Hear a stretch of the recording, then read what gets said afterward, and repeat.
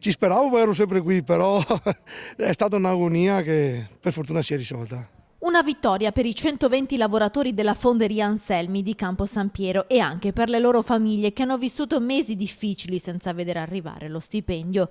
Ieri in tarda serata in prefettura l'accordo che sblocca la cassa integrazione, una trattativa gestita dal prefetto. In mattinata la firma a Palazzo Santo Stefano. Oggi in Regione andiamo a siglare, a firmare la richiesta della cassa integrazione straordinaria per 12 mesi, per cui questo ci permetterà di far partire l'asta in maniera completa. Per settimane abbiamo seguito le vicende dei lavoratori raccontando le loro paure. Siamo stati al loro fianco quando sono saliti sul tetto per protestare, esasperati da questa situazione.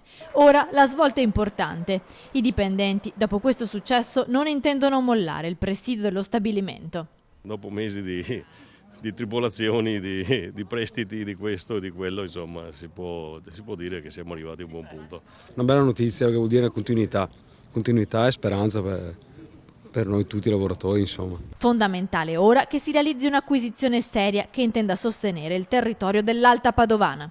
E noi questa battaglia non l'avevamo condotta solo per l'Anselmi, ma pensavamo anche ai lavoratori dell'Ariello che oggi devono avere delle risposte. Ma assieme ai lavoratori dell'Ariello e dell'Anselmi tutto l'Alta Padovana deve avere le risposte. Però le risposte le hanno solo se le istituzioni non girano la testa.